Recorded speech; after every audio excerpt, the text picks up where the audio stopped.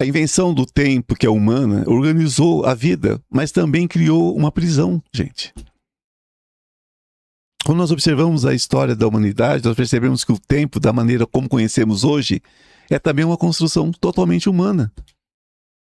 O ser humano criou formas de medir a passagem dos dias, das estações e dos ciclos da natureza, para poder se organizar, né? Organizar a própria existência. Então nós criamos calendários, relógios, horários e divisões precisas, né? Para tornar a vida mais previsível, mais funcional. Já que a gente não entende, vamos colocar regra, né? Sim. E essa criação trouxe grandes benefícios, claro, permitiu organizar a sociedade, né? Planejar colheitas, eu marcar o meu horário aqui de fazer o meu bom dia com o Ivan Martins, que nem sempre dá certo, hoje deu ruim, né? Começou o quê? Hoje os 10, 15 minutos atrasados? 12, né? Hoje deu ruim, começou atrasado. Né? Mas enfim, então para planejar as próprias colheitas, né? Para entender a época da chuva, tudo isso faz um ótimo sentido, né?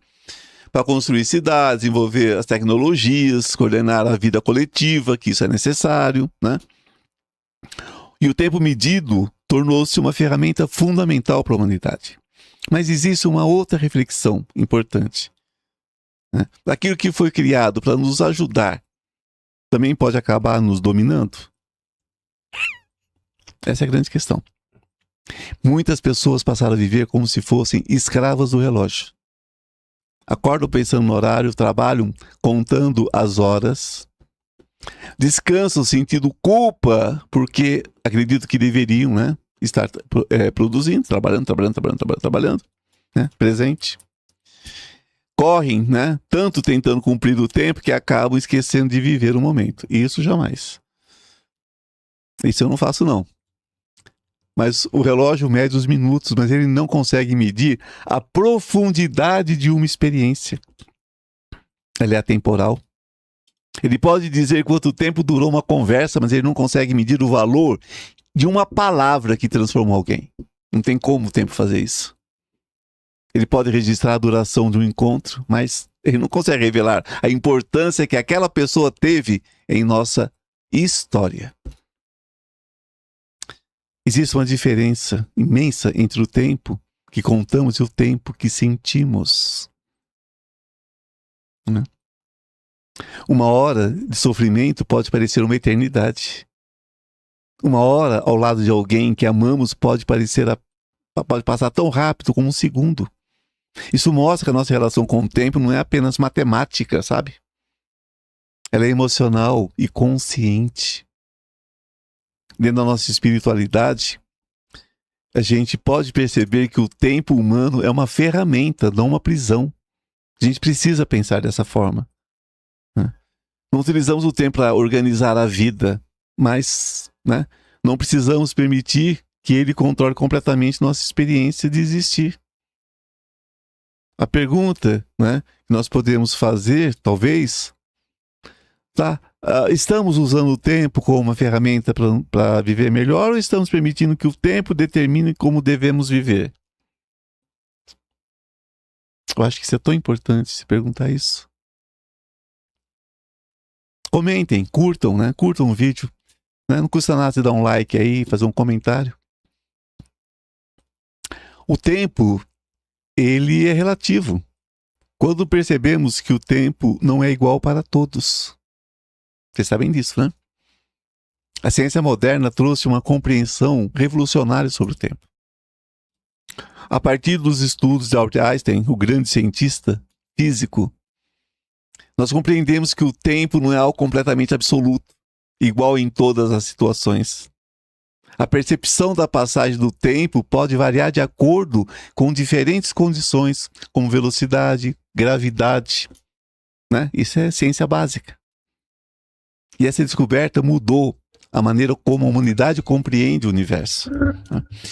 Vocês sabem que quando eu fui atropelado, né, que é a história que eu conto no meu livro e como iniciou todo o meu caminho dentro da espiritualidade consciente, né, quando eu estive do outro lado e voltei, isso está entre o Perdão e o Despertar, esse livro foi escrito para contar essa história e como eu descobri o perdão através dessa experiência. Eu lembro do carro. Eu vi o carro chegando como se tivesse levado horas. E eu lembrei, a minha vida era curta, que eu tinha 6 aninhos, mas eu lembrei de cada detalhe. Pensei na minha mãe, pensei no meu pai, pensei na minha gatinha, que eu tinha ido comprar leite para ela. Pensei no meu irmão, pensei na minha irmãzinha, que era um bebê na época.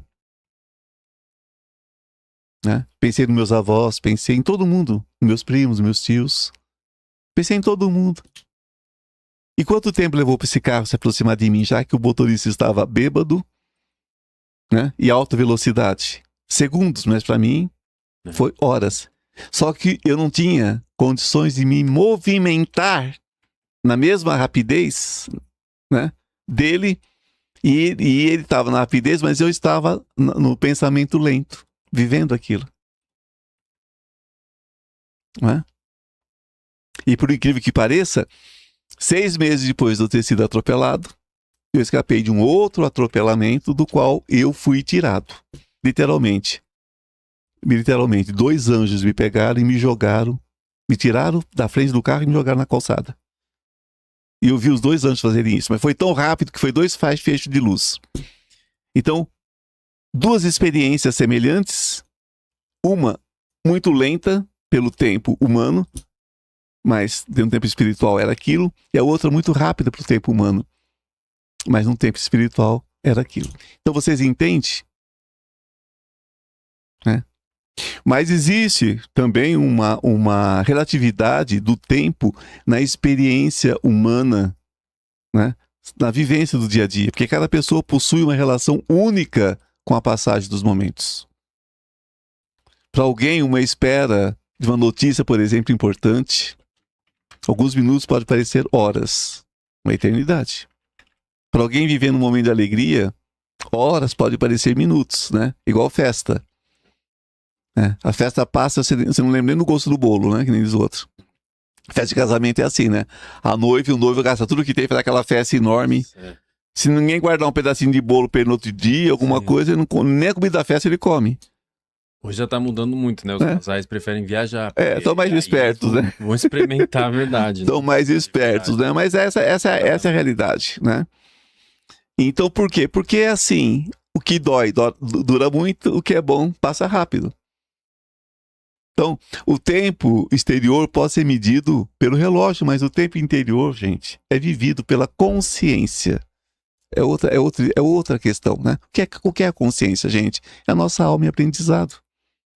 Essa percepção nos mostra que a existência humana não acontece apenas uma linha de acontecimentos. Vamos parar com isso.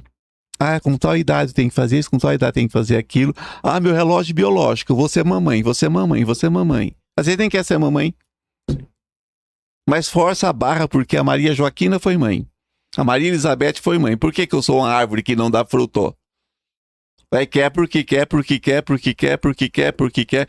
Eu sempre digo para as pessoas, eu já ajudei muitas moças, já meio fora da idade, a terem seus filhos. Mas eu sempre perguntei, né? Isso com tratamento, evidentemente, né? Deixa eu explicar aqui, né? Senão vai parecer outra coisa, né? Com tratamentos, né? Aí eu dizia, mas é realmente o que você quer? Você realmente quer um filho? Mas é como Deus quer. Eu falei, não. Peraí, nós temos escolhas aqui, nós temos livre-arbítrio. Nós temos livre-arbítrio. Você tem contratos de outra vida, você pode ou não cumprir. Né? Você realmente quer uma criança?